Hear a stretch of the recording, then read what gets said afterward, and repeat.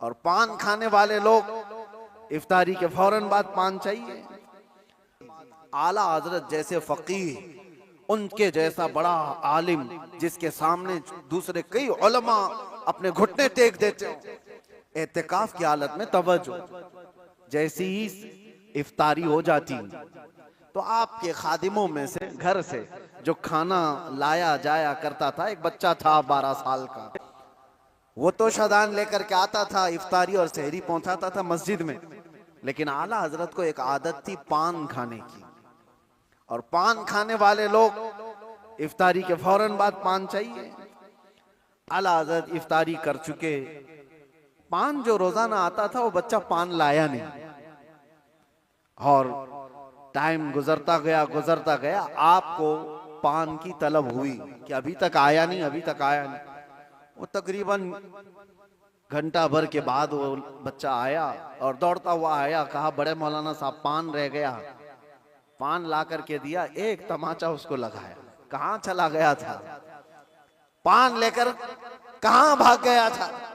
वो बच्चा, जो खादिम है, खिदमत करने वाले लोग हैं, कहा माफ कीजिए भूल गया था, दिया और चला गया भागकर, पान खा लिया। आपके शागिर्द हैं अल्लामा जफरुद्दीन बिहारी रहमतुल्लाह तआला अलैह, उन्होंने लिखा है इसको, आला हजरत के शागिर्द।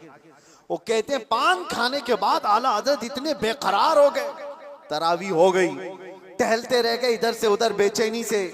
मैंने जाकर पूछा इमाम वक्त से, आला हजरत से, मौलाना जफरुद्दीन साहब फरमाते, कहा क्या वजह है। आला हजरत ने कहा मौलाना जाओ वो बच्चा कहाँ है उसको ढूंढ के लाओ।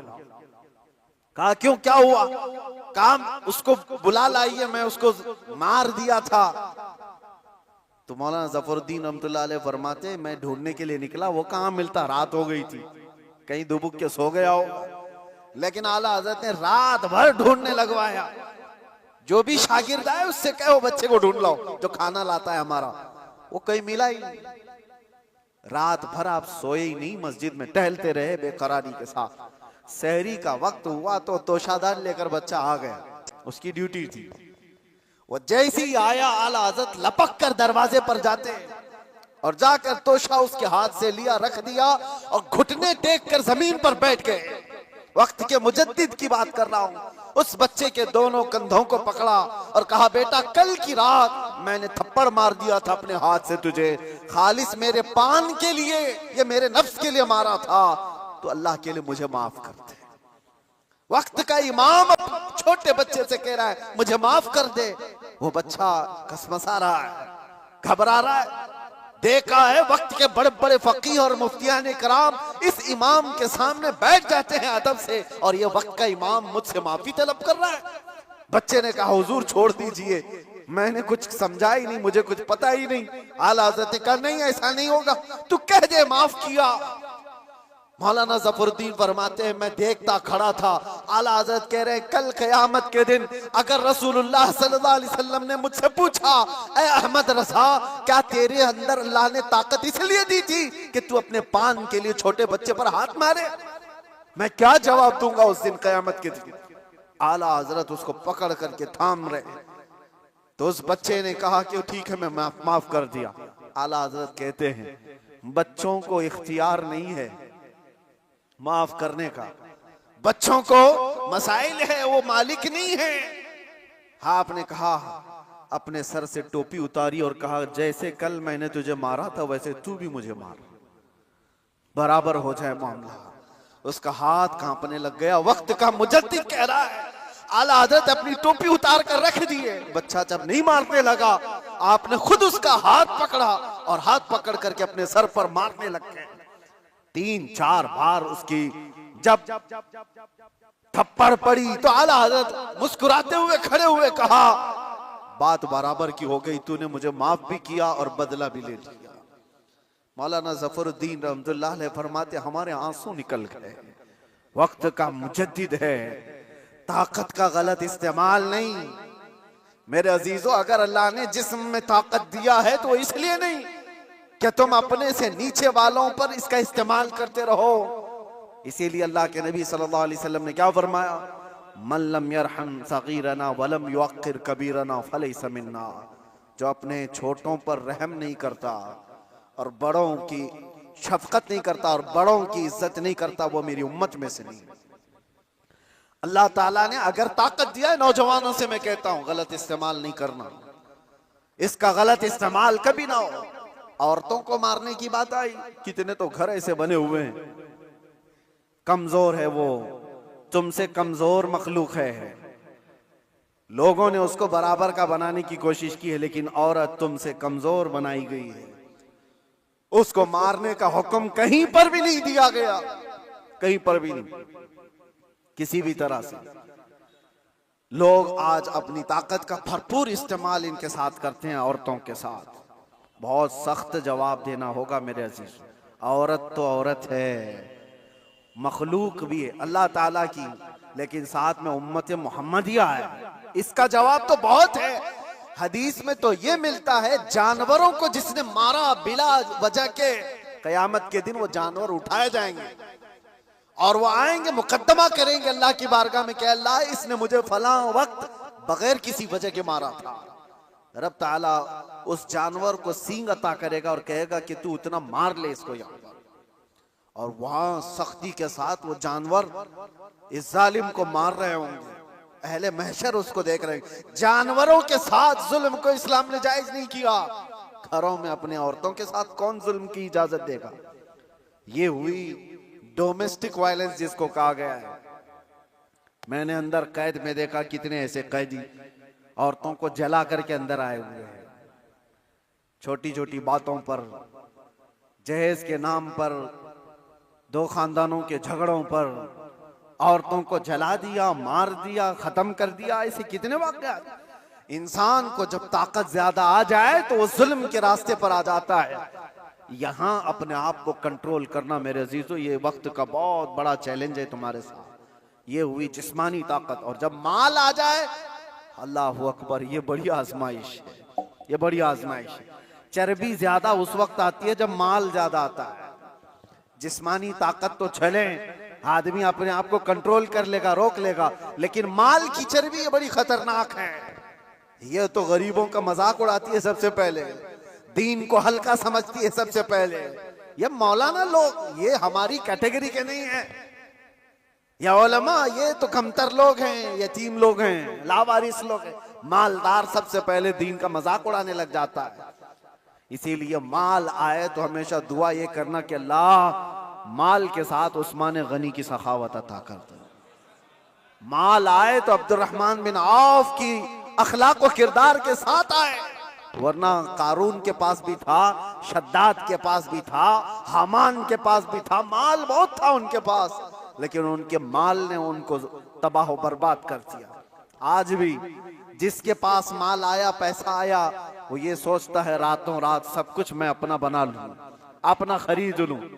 अच्छा, एक बात और भी मैं बता दूं, जिन तीन चीजों की बात मैंने कहा जो इंसान को जुल्म के रास्ते पर लाती है, पहले उसकी जिस्मानी ताकत, दूसरे दौलत, तीसरे पावर, ओहदा, ये तीनों ऐसी चीजें हैं जो परमानेंट रहने वाली है ही नहीं।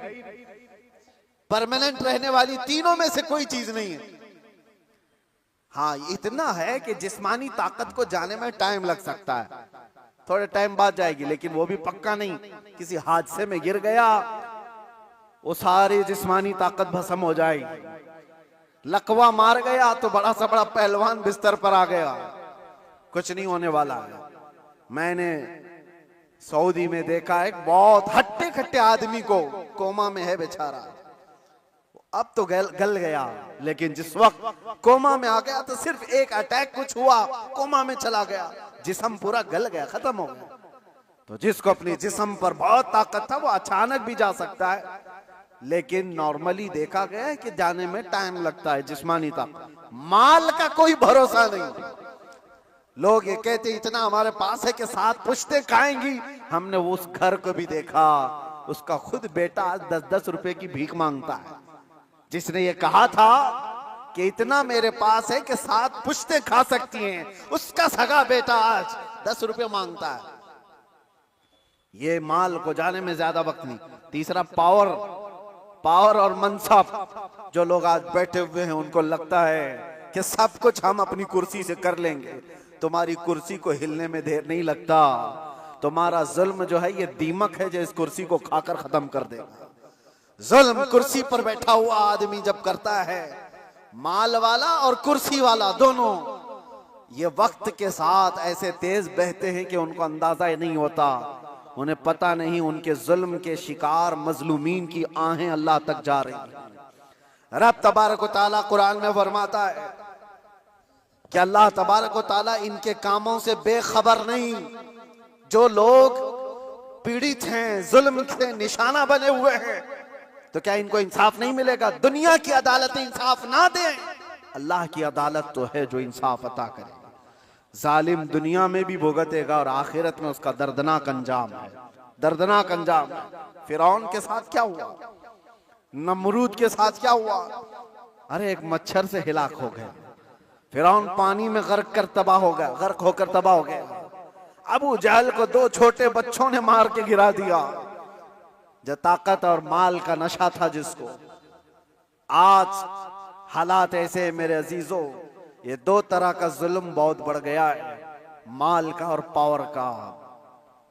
आज जो पूरी इंटरनेशनल न्यूज घूम रही है अमेरिका की दादागिरी, कोई बोलने वाला है इस पर? वो किसी भी मुल्क के राष्ट्रपति को उठा करके ले जाए, किसी को कुछ नहीं। हालांकि ये नई बात नहीं है, नई बात नहीं। पावर है ना, ताकत है, नशा है, वो कुछ भी कर सकता है। ये पहली बार नहीं, ऐसे कई मुल्कों के साथ हुआ है। दूसरे मुल्कों में जाकर के बम गिरा देना, दूसरे मुल्कों के चुनी हुई सरकारों को गिरा देना, ये पहली बार है। जो आज सोशल मीडिया पर गर्दिश कर रही है बातें, वेनेजुएला के साथ ऐसा हुआ वैसा हुआ। अरे खुद यहां हमारे मुल्क में जब मुंबई पर अटैक हुए थे, हमले हुए थे, आपको पता होगा, काफी साल पुरानी बात, ताज पर और ये वीटी में जो हमले हुए थे, उस वक्त पकड़ करके एक अजमल कसाब को तो बहुत घुमाया गया है न्यूज में, लेकिन आपको पता है एक मास्टरमाइंड और भी था, डेविड नाम का, और उसको गिरफ्तार भी किया गया। लेकिन अमेरिका की फौज आकर उसको रातों रात यहां से लेकर अमेरिका चली गई, और ये कह करके कि इसका मुकदमा हम चलाएंगे।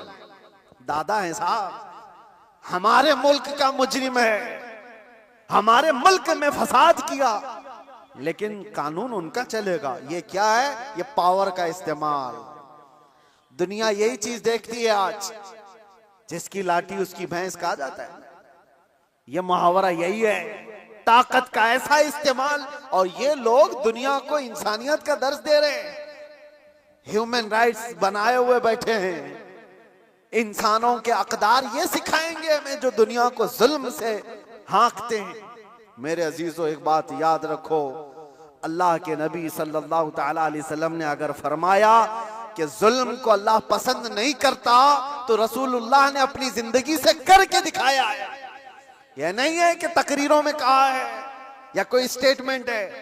यह दुनिया के यूएनए का एक स्टेटमेंट होगा, अमेरिका का, यूरोप का स्टेटमेंट होगा कि ह्यूमन राइट्स के खिलाफ कोई भी कुछ करेगा तो हम उसको पकड़ेंगे, मारेंगे।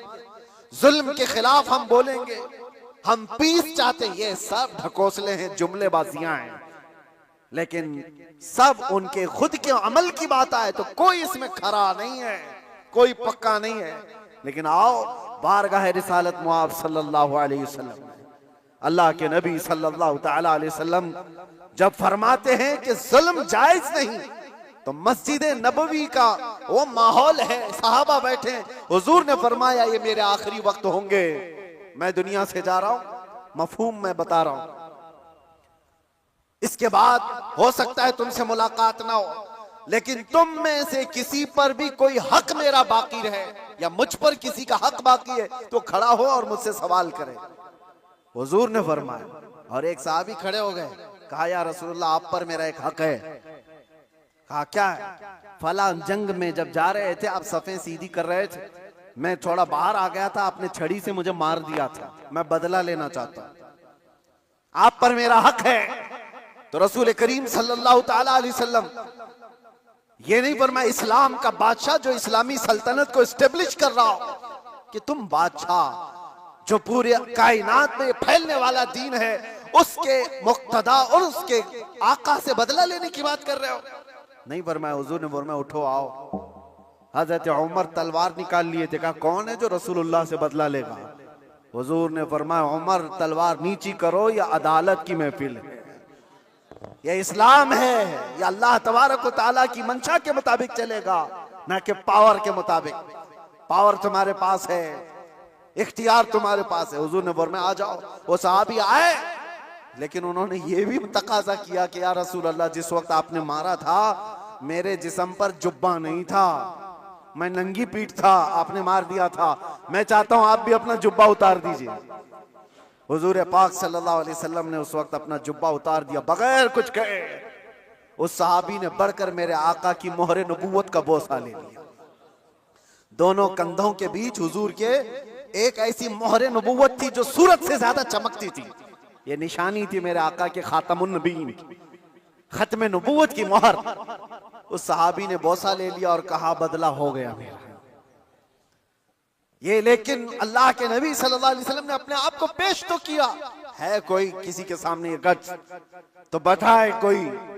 अरे आज का कोई भी नेता खड़ा होकर के कह दे किसी पर कोई हक बाकी है तो पूरे घर निकल आएंगे। हाँ, सबका तो खा के बैठा हुआ है छोटी छोटी चीजों के लिए। अब तो देखें लोग फिर भी संभलते नहीं है। मुझे हैरत इस बात की होती है, ये जो अभी इलेक्शन आ रहे हैं सारे नेता तो बाहर निकले होंगे, सब तुम्हारे पास अपनी अपनी कहानियां लेकर, लेकिन इनके पिछले जुल्म तो याद नहीं है, लोगों को भूल जाते हैं। अरे पानी के लिए लोगों से रिश्वत, घर के लिए रिश्वत, हर चीज के लिए। ये मखलूक के साथ जो जुल्म करके कुर्सी संभालते हैं, इनका जब वक्त आए तो मेरे अजीजों तुम्हें भी तो अपने पावर का इस्तेमाल करना चाहिए। एक बात याद रखो, इमाम हुसैन का ये जुमला है, आपने फरमाया था कि मेरे नजदीक जालिम वो नहीं जो किसी को मारता है, जालिम वो भी है जो उसके जुल्म को देखकर खामोश रहता है, आवाज नहीं उठाता। और यहां आवाज उठाने की बात तो छोड़ो, तुम तो ताउन कर रहे हो। आप भाई आगे बढ़ो, हम तुम्हारे साथ हैं। जुल्म करते रहो, हम भी तुम्हारे साथ हैं। पैसा खाते रहो, हम भी तुम्हारे साथ हैं। ये क्या है? ये निजाम को बदलने की जरूरत है। आज पावर का जो इस्तेमाल हो रहा है, गलत इस्तेमाल, इसको बदलने की अपने अंदर सोच पैदा करो। आप सोचते होंगे हम थोड़ी तादाद में, हमसे क्या होगा? हरगिज मत सोचो, एक की सोच से भी इनकलाब आता है, एक की सोच से भी इनकलाब आता है। बढ़ना तुम्हारा काम है। तुम क्यों सोचते हो कि पूरी दुनिया मेरे साथ खड़ा होना चाहिए? नहीं, सरकार मुजाहिदे मिल्लत रहमतुल्लाह तआला अलैह बहुत दिल के अंदर मलाल लेकर के चलते थे। उम्मत के हालात ऐसे, मैं उनको पढ़ा तो मैं भी कई मर्तबा ऐसा, जिसको कहते हैं ना डिसअपॉइंट हो जाना, हालात को देख रहे कोई आता ही नहीं, क्या फायदे का हम चिल्लाते रह जाएं, लोग आपस में इख्तिलाफ करके छोड़ के चले जाएं। हुजूर मुजाहिदे मिल्लत रहमतुल्लाह तआला अलैह एक बार लोगों को बुलाए थे कि दिल्ली आओ, लेकिन उनकी जितनी तादाद उनको मकसूद थी नहीं आए, तो बहुत ज्यादा नर्वस हो गए। कहा कि इस उम्मत के लिए हम आवाज उठा रहे हैं, आने को तैयार नहीं। वापस आए, उस वक्त सुना सरकार मुफ्ती आजम हिंद रहमतुल्लाह तआला अलैह आला हज़रत के शहजादे, उन्होंने कहा था कि मौलाना लोगों को मत देखो, दुनिया जो है कूफा में इमाम मुस्लिम के साथ शाम में 60,000 की तादाद में नमाज पढ़ती है और दूसरे दिन फजर में 2 बच्चों के अलावा कोई नहीं होता। आप इनके बेस पर ना आओ, आप अल्लाह के भरोसे पर जाओ। इसलिए कि गरीब नवाज पहले से हिंदुस्तान में माहौल बना के नहीं आए थे, अल्लाह के भरोसे आए थे, अल्लाह ने माहौल बना दिया। एक आया था लेकिन लाखों को इस्लाम का नूर देकर गया। एक से भी होता है इनकलाब। आप क्यों सोचते हो कि मेरे चाहने से कुछ नहीं होगा? आप सोचो, खड़े हो इनकलाब के लिए कि मैं जालिम का साथ नहीं दूंगा, जुल्म के खिलाफ रहूंगा। लोग तो बिक रहे हैं आज। मुसलमानों के वोट की हमें कोई जरूरत नहीं, इनको लुभाने की जरूरत नहीं। एक रात पहले 1-1 हजार में बिक जाएंगे। इनके घरों में 1-1 हजार का लिफाफा पहुंचा दे, ये बिक जाएंगे, हो जाएगा। उम्मत मुस्तफा को आज लोग इस तरह का खिलौना बनाए, और ये मजाक नहीं है आपके साथ। आप उसके बावजूद भी ये कहते भाई आगे बढ़ो, हम तुम्हारे साथ हैं। जालिम का साथ देना भी बड़ा जुल्म है। कयामत के दिन इसका भी सवाल होगा आपके साथ, इसका भी सवाल होगा कि उसके जुल्म तक पहुंचने में कौन मददगार था। तुम मददगार थे, तुम सारे मददगार थे, इसकी पकड़ होगी। इसीलिए मेरे अजीजों, हो तो इंसाफ के साथ, नहीं तो मेरे आका ने जो फरमाया, एक जमाना ऐसा आएगा कि लोग वही ईमान बचा पाएंगे जो अपने घर में टाट के कपड़े की तरह पड़े रहेंगे, वही लोग अपना ईमान बचा पाएंगे। आज वो हालात हमें दिख रहे हैं, कहां जाएं खुदा बंदा, ये तेरे सादा दिल बंदे किधर जाएं कि दुर्वेशी भी अय्यारी है, सुल्तानी भी मक्कारी है। आज वो हालात आ गए हैं। अजीजा ने गिराम वकार, खुलासा कलाम मेरा ये है, अल्लाह ताला ने जुल्म को सख्त नापसंद फरमाया, जुल्म को सख्त नापसंद फरमाया। आज जो पूरी दुनिया पावर का और माल का जुल्म कर रही है, ये हमारे लिए नया नहीं है, लेकिन हम जूझ रहे हैं। इंतजार करो, हर जुल्म के बाद अल्लाह तबारक व तआला एक नई सुबह तुलू फरमाता है। जालिमों का वक्त जाएगा, उसको जाना है। कुरान कहता है वकुल जाअल हक व ज़हक़ल बातिल, आप फरमाते हैं महबूब, हक आया और बातिल मिट गया। इन्नल बातिल काना ज़हूक़ा, और बातिल को तो मिटना ही है, मिटना ही है। जालिम को तो जाना ही है। वक्त आएगा हर एक का। इसीलिए मैंने वो जुमला कहा था जिसकी वजह से मुझे बड़ी सख्त सजा हो गई, कुछ देर की खामोशी। इसीलिए कहा था कुछ देर की खामोशी है। ये जुल्म जितना भी होगा, अंधेरा हमेशा नहीं रहता, सुबह रोशन होगी। चांद को गहन हमेशा नहीं लगता, छट जाता है फिर वो चमकता है। ये उम्मत मोहम्मदिया है, आज खिजा रसीदा है, हालात खराब हुए हैं, लेकिन ये हमेशा के नहीं है। ये हालात छटेंगे और उम्मत मोहम्मदिया का वकार वापस आएगा।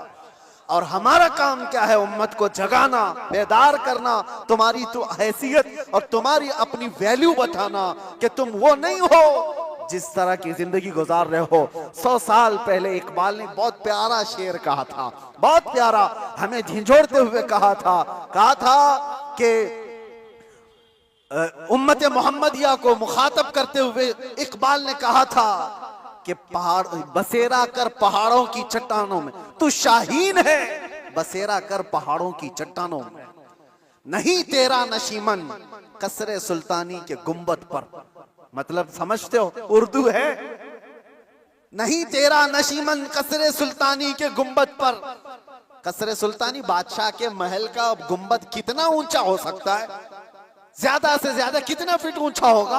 200 फीट ऊंचा कर दिया होगा, 400 फीट ऊंचा होगा। लेकिन इकबाल कहता है वो गुंबद की ऊंचाई ये तेरी मंजिल नहीं है। एक परिंदा है शाहीन, जानते हो, जो सबसे ऊंचा उड़ता है, और इतना ऊंचा उड़ता है कि उसको कौवे भी नहीं देख सकते, कौवे भी नहीं देख पाते उसको। शाहीन इतना ऊंचा उड़ता है। और इकबाल इसको उम्मत मोहम्मदिया को कहता है, नहीं तेरा नशीमन कसरे सुल्तानी के गुंबद पर, तेरी ऊंचाई इतनी नहीं है, यहां बैठने की नहीं है, तू शाहीन है बसेरा कर पहाड़ों की चट्टानों, तुम बुलंदी के लिए बनाए गए हो। ये क्या है? ये जो छोटी मोटी चीजें, इसके लिए नहीं। अब आखिरी मेरा पैगाम ये है कि जुल्म ये भी है कि रिश्वत लेना, रिश्वत देना। अल्लाह के नबी सल्लल्लाहु अलैहि वसल्लम ने फरमाया, अर्राशी वल मुर्तशी किलाहुमा फिन्नार, रिश्वत लेने वाला, रिश्वत देने वाला, दोनों जहन्नम में जाएंगे। मेरे आका ने फरमाया, हाँ, वोट के लिए जो पैसा बांट रहा है और जो ले रहा है, अगर ये रिश्वत की मंजिल में आया, दोनों जहन्नमी हैं। ये मेरे आका की हदीस है, इसीलिए कान खोल करके सुनो। उम्मत को हक बताना ये मेरा फरीजा है, बाद में जहन्नम का काम करना ना करना ये तुम्हारे हाथ में है। अल्लाह तबारक व तआला सबको हिदायत अता फरमाए।